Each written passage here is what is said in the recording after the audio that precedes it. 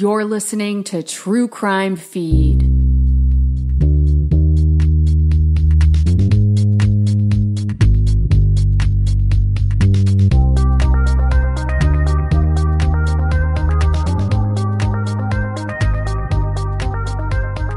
Welcome to True Crime Feed. I'm your host, Angela Ferrari, reviewing the best true crime podcasts from the past decade, plus my top 3 true crime picks of the week.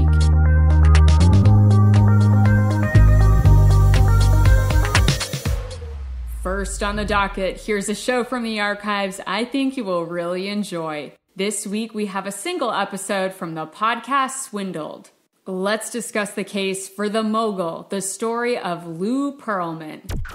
Here's a synopsis. Lou Pearlman was an aviation enthusiast and the person many credit with revolutionizing the 90s boy band craze. He managed acts like NSYNC, Backstreet Boys, and many more. In 2006, he was accused of running one of the largest and longest-running Ponzi schemes in United States history. We're talking the man, the myth, the guy filled with enough hot air to power a Zeppelin, Lou Pearlman. But before you listen to the series, go to thetruecrimefeed.com and sign up for my newsletter where I curate visual aids to accompany the show. The visuals on this one are out of control this week. It's like a 90s nostalgia convention. Now let's jump into the Mogul from Swindled. If you haven't been living under a true crime rock, you've probably heard of the Swindled podcast hosted by the very mysterious person who goes by the moniker A Concerned Citizen.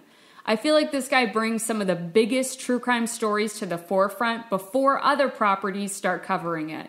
I first heard about Untitled on his show well before the famous scripted series came out on Netflix. So basic. And Swindled covers so many more mind-blowing stories. The coverage of the Lou Pearlman story is one of my all-time favorites. It was a jumping-off point that inspired me to go down a further rabbit hole. I mean, there's no such thing as knowing too much about 90s boy bands, right? I want to make sure you still tune in to the Swindled coverage of this story. There's going to be a little bit of overlap, but I'm going to give you some deets that you won't hear on the Mogul episode of Swindled. All right, time to learn about our boy Lou Pearlman. He was raised in Queens in the late 1950s, and Lou was the only child of Jewish parents. Boy, does he give only children a bad rap. He is super spoiled by his mother, who indulges his every wish. And from a young age, he develops a grandiose sense of himself. Lou doesn't have many friends, and the few he does have never know when he's telling the truth or a big ol' whopper. Lou later goes on to claim in many interviews that he was a business prodigy right from his childhood. Lou asserts that he bought several paper routes around his neighborhood and then hired other kids to do all of the work for him while he sat back and enjoyed the spoils. Okay. Then Lou further boasts that he brokered a deal with Dunkin' Donuts and started having his newsy crew deliver brunch and coffee along with a morning paper to his clients. Wow, what a remarkable, special, important little ingenious boy. Lou's childhood friends deny all of this. #fake newsies. Little boy Lou also tells his friends to come to his bar mitzvah because global singing sensation and internationally famous Art Garfunkel is going to be there. Guess what? Art Garfunkel actually did attend and perform at Lou Pearlman's bar mitzvah because they were cousins. This connection gave Lou loads of credibility. He would use this name drop to gain entry into many future schemes. Let's start with Scheme 1. We will call this Operation Flip That Blimp. Growing up across from the Flushing Airport fostered Lou's love for all things aviation. He especially enjoyed watching the blimps take off and land. Lou can't wait to get his hands on a blimp of his very own. He starts a company called Airship Enterprises Limited. Cool. Ready for takeoff. But Airship Enterprises is still missing something.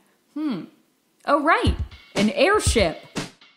So, in 1980, he leases a blimp to a new fashion startup based out of Israel, who are launching their brand Jordache jeans in the United States. They want to see their luxury brand name bedazzled on the side of a gold blimp as it hovers over their premiere party being held at the Statue of Liberty Park. You know those high-quality advertising blimps you've seen, like the Goodyear or the MetLife blimp? Yeah. Lou didn't get one of those. Instead, he leased an old logging blimp. I did some research into logging blimps. They were essentially used like air cranes in the 1980s, but they barely passed the proof of concept phase and were never put into commercial production. So I guess you could say logging blimps never really took off.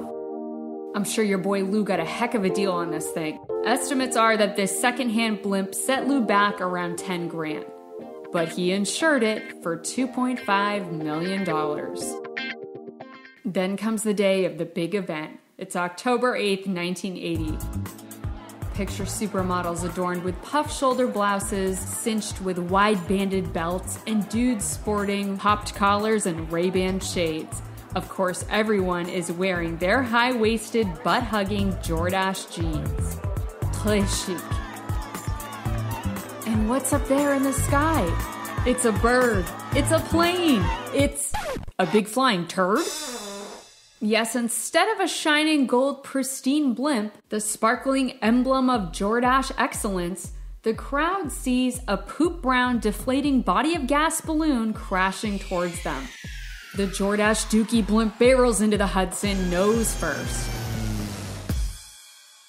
Okay, it didn't exactly happen this way. That's my Hollywood screenplay version. The blimp actually crashed the day before in Lakehurst, New Jersey, shortly after takeoff. I tracked down the archived local New Jersey news coverage of this incident, and it looks straight out of the movie Anchorman. There is a link to watch in my visual aids this week. There's one guy in particular, a lieutenant from the airport, that gives some enthralling color commentary about this limp blimp. You gotta see this guy. Ron Burgundy wishes. So in addition to all the local coverage, the Jordache blimp crash makes national headlines and Lou gets a big payday. He invests in more flying machines and eventually starts chartering flights for the rich and famous. One day, a group of young, rowdy teen boppers hop into his private jet. Who are these hooligans, Lou wonders, and how the heck can they afford a private jet? And that's how Lou Pearlman was introduced to the new kids on the block and the whole boy band biz. Fast forward to 1993, Orlando, Florida. Lou starts a new company called Transcontinental Records and goes on the hunt searching for the world's most precious resource, boy band talent. That's right, good-looking juniors that can sing, dance, and fit their manufactured personas. There is a very specific formula. Every boy band needed the heartthrob, the shy one, the cool older brother protective type, and my personal favorite, the bad boy, who usually wears tinted glasses, dark pleather, and has a starter goatee.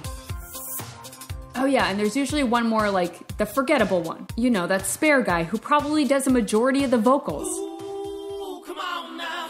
Lou's hunt for teen talent is quite prosperous. He brings in Nick, Brian, Kevin, AJ, and forget the last guy. Oh yeah, Howie. Hey. Together, these dreamboats form the Backstreet Boys. Heard of them? You may know them from becoming the best-selling boy band of all time, with record sales of $130 million hitting gold, platinum, and diamond in 45 countries. But what you may not know is that on paper, Lou Pearlman was technically the sixth member of the group, and therefore entitled to 1/6 of all the spoils. And that's after expenses, like travel, hotels, lavish pasta dinners, and pool parties, of course. Larger-than-life Lou is only getting started. He then goes on to sign Justin, JC, Lance, Joey, and who's that last fellow again? Oh yeah, Chris, the talented one. Ooh, come on now. They go on to form the band NSYNC. Heard of them? Hey! They weren't as popular right out of the gate like the Backstreet Boys, but while BSB member Brian Luttrell couldn't record a concert for the Disney Channel because of a lame excuse like heart surgery, NSYNC stepped into their dance shoes and took their place on stage. That's when I first remember these guys tearing up my heart. And guess what? Lou was also the 6th member of NSYNC too. Although he wasn't participating in the grueling 12-hour rehearsals in a non-air-conditioned industrial warehouse in Central Florida in the summer like they did. In fact, the fellows from the Backstreet Boys and NSYNC started to notice their piggy banks were feeling a little light. At the time, they were the top 2 touring acts in the world. They were working around the clock, rehearsing, promoting, and performing. Yet, they could have all made more money working at Starbucks. Both NSYNC and the Backstreet Boys in separate lawsuits sue Lou Pearlman to get out of their limp blimp contracts. I saw one of the claims from Brian Luttrell was that members of the Backstreet Boys earned a combined total of $300,000 while Lou took in over $10 million. The odds were stacked against them in court. Lou countersues the teen idols for $150 million for breaching their agreements. The judge looked at the boys. Hey, I know you. My tween daughter has her poster in your room. Then the judge looked at Lou. And you're claiming to be the 6th member of this group? Here's my expert ruling. Bye, bye, bye. Again, that's not exactly how it happened. There was a technicality that Transcontinental Records label should have been formed in the US when it was actually formed in Germany. Sorry, wrong continental. The boy bands respectively settle out of court for an undisclosed amount and are freed from their contracts and their 6th member, Lou Pearlman. And my Hollywood screenplay, Lou scoffs at them outside of the courthouse. You'll never amount to anything without me. Cut 2. The Backstreet Boys recording their album Millennium with hits like I Want It That Way, Larger Than Life, and of course, Show Me the Meaning of Being Lonely. NSYNC goes on to record the iconic revenge album No Strings Attached, very clever, with songs like Bye Bye Bye, This I Promise You, and It's Gonna Be Me. And that's how these boy bands grew into man bands. As for Lou, I wish he had crashed and burned like the Jordache turd blimp, but instead, Transcontinental Records went on to sign O-Town. You might remember them from being the subjects of the MTV reality show Making the Band. Ashley Parker Angel, call me. He also went on to sign the band LFO. You know, the guys that sang that dumb song about Abercrombie and Fitch. Ugh, I feel like I can smell the body spray coming through the stereo when that song comes on. There's a reason the word cologne rhymes with alone. Hey. But dad jokes aside, several of the teens Pearlman managed later alleged sexual abuse and overall sleazy behavior. There were allegations like hidden cameras around shared living quarters, boys encouraged to take their shirts off so Lou could inspect their abs, and the late Rich Cronin, former LFO band member, went on Howard Stern and alleged that Pearlman wanted to, quote, bang everyone, and had tried to seduce him several times and asked him flat out to touch his little Richard. Ugh, insert Ralphing noise. Oh, look, even more disgusting behavior. Lou goes on to start an internet-based talent company. It goes by a bunch of names and iterations over the years, but eventually it's taken down in a lawsuit where a judge claimed this was the worst example of a photo mill scam he had ever seen. Lou was essentially requiring prospective teen models to pay large sums for professional, quote, headshots from his in-house photographers, then not giving them any work. Lou is such a sleaze that he makes TikTok and Instagram look like an empowering place for talented teens to grow a fan base. And Lou has one final turd meatball scam left to drop. Okay, rewind back to 1986. This is when Lou started the longest running Ponzi scheme in American history. Gotta give it to him. This guy is worse than canned olives on a pizza, but he does hold an impressive amount of national records.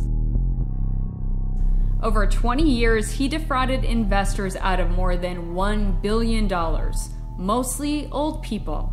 He had them invest in his various companies like Transcontinental Airlines and Transcon Records. Okay, one of my favorite ridiculous details, Lou put together a model toy commercial jet. He slapped a Transcon sticker on the side, then he skipped to his Lou down to LaGuardia Airport and held up the toy jet by the tippy tip of the tail. Lou snaps photos of the plane taking off and landing. And these photos are used to encourage people to invest in his fleet of non-existent jets. I tracked down these photos for the visual aids this week, and the forced perspective effect is quite convincing. I'd probably invest my paper route money into Transcon, especially if it meant the possibility of crossing paths with JC Chazé. Hey! Old limp blimp Pearlman used his boy band clout and fake jet shots to defraud people out of their life savings. Victims claimed they thought they were putting their funds into an FDIC-backed investment savings account, but Lou was faking the financial statements the entire time. He gets indicted, then flees the country. There are Lou Pearlman sightings around the globe. The FBI goes on an international manhunt. Then they get a tip. Lou was eating, praying, and loving his way through Bali, and an American tourist recognized Lou at a cafe and snaps a photo. He sends it to Interpol. In that same photo, 2 agents from the FBI are sitting in the next booth over. I'm not even making this up for my Hollywood screenplay. This actually happened. He is taken into custody, and in 2008, old Ponzi Poo Lou Pearlman is sentenced to 25 years. In 2016, he died in custody of heart failure. $300 million of Lou's money is still unaccounted for. Ooh, treasure hunt! Okay, I have a new idea for a Hollywood script. It's that Britney Spears road trip movie Crossroads meets the Goonies, plus boy bands and like Josie and the Pussycats. Okay, I got it. A boy band and a rival girl group blimp battle it out, searching for Lou Pearlman's lost treasure. Ding, ding, ding! I think we got ourselves a hit, y'all! For further details into the wild world of Lou Pearlman, check out the episode titled The Mogul from the Swindled podcast. Also, there's a fabulous documentary produced by Lance Bass called The Boy Band Con: The Lou Pearlman Story. I believe you can still watch this one for free on YouTube. And as always, get in touch with me to share your thoughts about today's episode and reminisce about the gift to the world that was late 90s boy bands. Email me directly at angela@thetruecrimefeed.com, where all emails are read, not all can be replied to. Or join the True Crime Feed Facebook discussion group. Keep an open mind and be kind to fellow True Crime Feed friends. Stay tuned till after the break to hear my top 3 podcast power ranking of the week.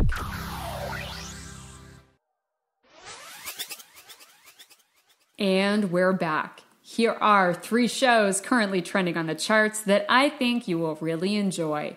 I present to you this week's podcast power ranking. At the number 3 spot, we have Death Island. White sand beaches, untouched jungles, cloudless skies. People come to Thailand to get away from it all. But this seemingly idyllic paradise of Koh Tao, once known as Turtle Island, has turned from beauty to horror as a string of brutal murders and unexplained disappearances have rocked the community. Government cover-ups, corrupt police, bungled investigations, silenced natives, and cults. Now, locals and tourists have come to know this place as Death Island. Okay, the multiple host format throws me off a little with this show, and there is a lot of repetition, but in spite of all that, the story is so alluring to me. And this show will definitely have you rethinking your solo, eat, pray, love, travel, vacation plans. I am living for Death Island. At the number 2 spot, we have Bad Seeds. The biggest black market you've never heard of, and it's blooming right under your nose. Whether it's a 4,000-pound cactus shoveled from the Arizona desert or delicate orchids pinched from the tangled jungle of Peru, rare plants are at the center of a rapidly growing and lucrative world of crime. Hosted by plant expert Summer Rain Oaks, Bad Seeds plunges straight into it, featuring the buyers, the sellers, the obsessives, and those who came face to face with criminals behind an underworld few know exist. Yes, I love weird, obscure black market smuggling stories. I have an episode about this phenomenon coming up too. Plus, bonus, the cover art for this show is gorgeous. Well done, podcast art department. Bad Seeds is a good pod. And now, at the number 1 spot, we have Silenced Season 2, The Radio Murders. A chilling wave of murder sweeps through Little Haiti, a Miami neighborhood that is home to many Haitian exiles. The victims are radio broadcasters using the airways to demand democracy at home. Little Haiti is up in arms, calling for justice for the fallen heroes. But the investigation stalls. To this day, the masterminds remain free and rumors persist about cocaine trafficking, CIA assets, and transnational coups. Again, this is the second season of the show Silence. Their first season was about the missing and murdered women of Juarez, which was one of the heaviest yet important true crime series I'd ever heard. I'm on the first episode of season 2 of Silenced, and already this is my number 1 because not only is it a mini audio vacation to Miami, it's lighter in tone than season 1, but it still has that same impact, exposing me to a world I haven't dived this deep into before, the continuing struggle of Haiti and its people. Even when you think you've escaped corruption and start to feel safe enough to speak out, that evil hand can still track you down and silence you. This show has so many elements that make it an intriguing listen. I am hoping that Silence the Radio Murders continues to captivate.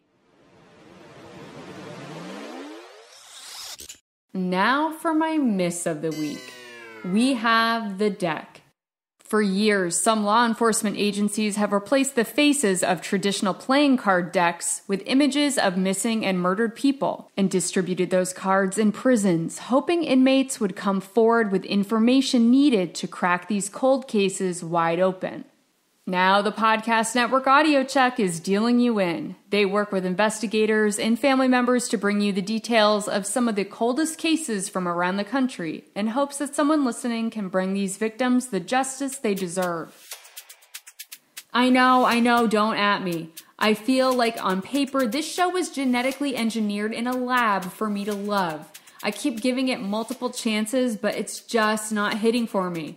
And after giving it one last chance, I folded on The Deck and sent this show down my podcast queue trapdoor. Find out next week if Silence the Radio Murders will remain in the number 1 spot, or if a new true crime pod will swoop in and take its place. Let me know what trending shows are in your top 3, and what show fell through your podcast queue trapdoor. I will also be here dusting off another superb true crime show from the archive for your next feeding fix.